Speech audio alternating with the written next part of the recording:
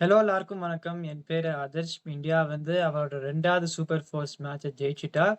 இப்ப வந்து ஃபைனல்ல வந்து they have qualified for the final. They will meet the winner of tomorrow's match between Pakistan and Bangladesh. இப்ப இந்த ரிவ்யூ வீடியோக்குள்ள போயிடலாம். இப்ப டாஸ்ன்னு பார்த்தோம்னா பங்களாதேஷ் கேப்டன் ஜேகர் அலி டாஸை ஜெயிச்சார். Litton Das was out with injury today. நாளைக்கும் விளையாடுவாரான்னு தெரியல. அவர் வந்து ஃபர்ஸ்ட் பவுலிங்னு எடுத்தார்.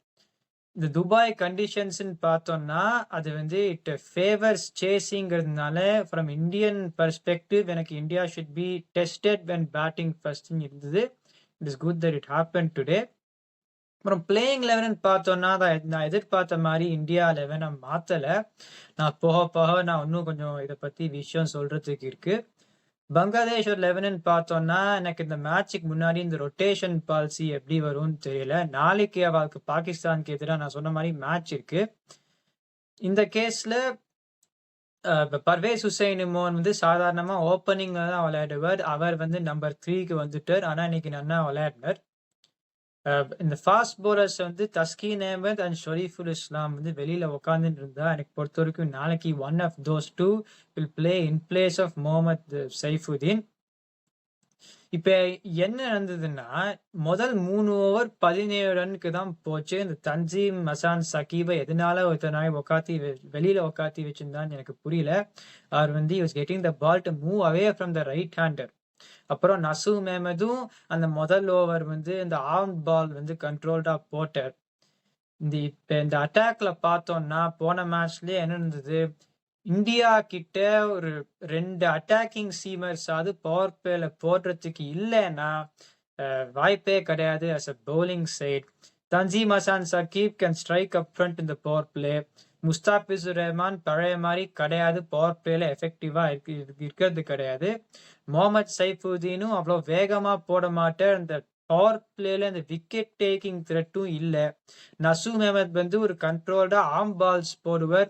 ஆனா இந்த இந்தியன் பிளேயர்ஸ் கிட்ட நியூ பால்ல ஸ்பின் போட்டாலுமே ஒரு அளவுக்கு மேல இந்த 2வது ஓவர்ல அடிக்க ஆரம்பிச்சுட்டா. ஸோ 3 ஓவர்ல 17 ரன் வந்துட்டு இந்த அட்டாக் செலெக்ஷன்னால 6 ஓவர்ல 72 ரன். அதனாலதான் not going with extra attacking seamer இந்த பவர் பிளேன்னு எனக்கு புரியல.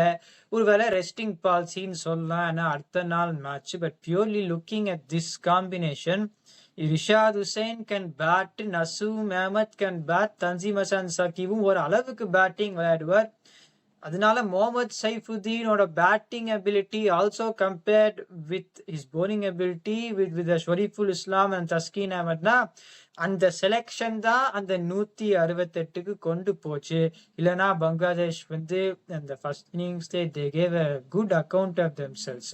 111 ஃபார் 2 இன் 11 ஓவர்ல இருந்துட்டு 168 ஃபார் 6ன்னு சொன்னா it's very good recovery from them. அந்த ஒரு பவுலர் அடி வாங்கிட்டதுனால தான் அந்த ஸ்டார்ட் வந்து அந்த கடைசி 3 ஓவர் பவர் பிளேல கொஞ்சம் அடி வாங்கிட்டு they recovered well after that point. இப்ப நான் இந்தியாவுக்கு வரேன். நான் சொல்லிண்டே இருந்திருக்கேன். இப்ப இந்த left right combination fluid batting lineup வேணும்னா அந்த மாதிரி ஆளை எடுக்கணும். இப்ப இந்த 11ல பார்க்கலாம். 1 பேட்ஸ்மேன் ஒரு திலக் வர்மா, சஞ்சு சாம்சன், சிவம் துபே. இந்த 11ல எப்படி இருக்குன்னா ஒரு பேட்ஸ்மேனுக்கு வந்து there is no way they are going to be successful if they are என்ன சொல்றது நம்பர் 7ல இறக்கினா.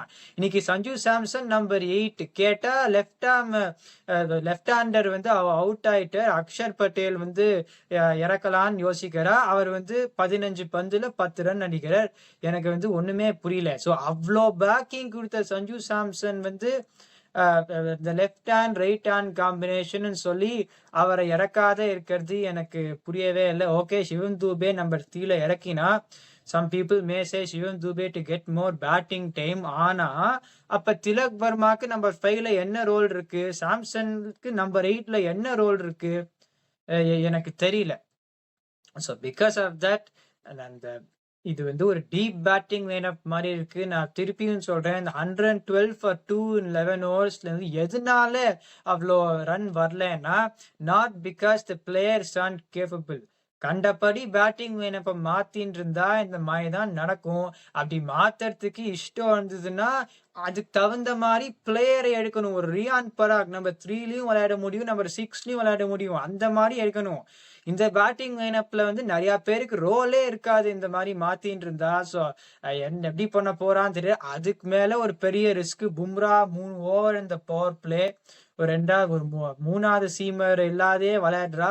அது வந்து they are winning thus far arguably because the opponent teams have not had the quality to compete as much as இப்போ T20 world கப்ல ஒரு south Africa விளையாடினா ஒரு batting ட்ராக்ல ஒரு 3வது சீமர் ஓட போகாத இருந்தா they may find themselves in trouble. So எனக்கு எப்படி போறதுன்னு தெரியல. இவ்வளோ வித்தத்தை வச்சுட்டு இந்த மாதிரி பண்றது ஒரு ஆச்சரியமா தான் இருக்கு. இந்த ஏசியா கப்பை ஜெயிச்சிருவா. ஆனாலும் எனக்கு T20 வேர்ல்ட் கப் இதே ஒரு ஸ்குவாடு, இதே ஒரு அப்ரோச்சோட போனா அது ஒரு சந்தேகம் பட வேண்டிய விஷயம் மாதிரிதான் இருக்கு. ஸோ அதை பத்தி தான். ஏன்னா அந்த 2வது இன்னிங்ஸும் நம்ம பார்த்தோம். வருண் சக்கரவர்த்தி வந்து அட் போல் இந்த பவர் பிளே அவரால் பவர் பிளேல போட முடியும். இந்த பர்வேஸ் ஹுசைன் இமான் வந்து 2 ஸ்வீப் அடிச்சு first 2 balls went for 8 runs.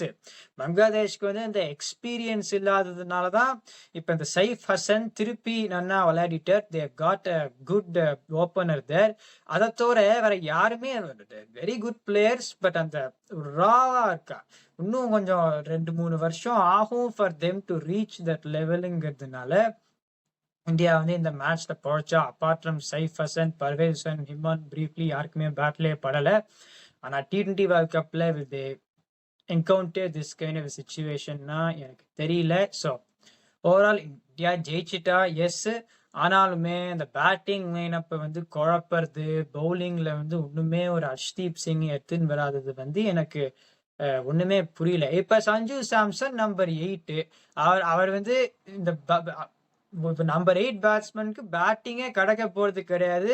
ஆனா இன்னும் நம்பர் 8 அஷூரன்ஸுங்கிறா எனக்கு ஒண்ணுமே புரியல. ஸோ அதுதான் சொல்ல போறேன். அடுத்த மேட்ச் என்ன நடக்குதுன்னு பார்க்கலாம். ஆனா அந்த டீம் காம்பினேஷன் நீஸ் இன்ட்ரோஸ்பெக்டிங். இந்த வீடியோ என்ஜாய் பண்ணீங்கன்னா லைக் பண்ணுங்க, சப்ஸ்கிரைப் பண்ணுங்க. இருக்கிற ஃப்ரெண்ட்ஸ் மை ஒப்பீனியன் பாத் யோர்ஸ்.